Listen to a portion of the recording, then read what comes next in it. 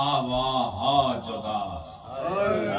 سبحان اللہ۔ اصل میں جو عبارت ہے نا وہ یوں ہے، گویا دی آواز ہا ہے، لیکن اگر آواز کی زے کو یہاں شامل کریں تو وزن نہیں بنتا، اس لیے رومی صاحب نے زے کو اڑا دیا۔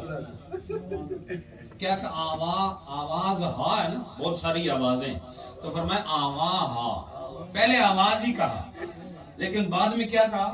آواہا۔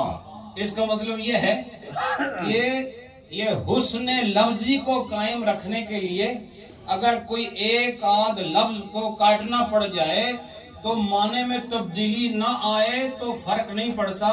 اسی طرح معاشرے میں بھی بڑے بڑے ناسور ہوتے ہیں، اگر وہ کسی وجہ سے ان کی تربیت کے باوجود، سمجھانے کے باوجود، جس طرح جسم میں کوئی ایسا عضو ہوتا ہے اگر اس کو کاٹا نہ جائے تو باقی عضو کے ضائع ہونے کا خطرہ ہوتا ہے، اس طرح ایسے بھی لوگ ہوتے ہیں جن سے پناہ مانگنے سے دعا کی جاتی ہے، اللہ اس ناسور سے ہماری جان چھڑا تاکہ باقی معاشرہ محفوظ رہ جائے۔ نہیں سمجھے آپ؟ اور رومی صاحب نے آواز کی زے کو کاٹ دیا۔ اور بتاؤ مجھے کہ آواز تو آواز ہے، اس آواز کی آواز کو برقرار رکھنے کے لیے آواز کی زے کو اڑا کے رکھ دیا۔ سبحان اللہ۔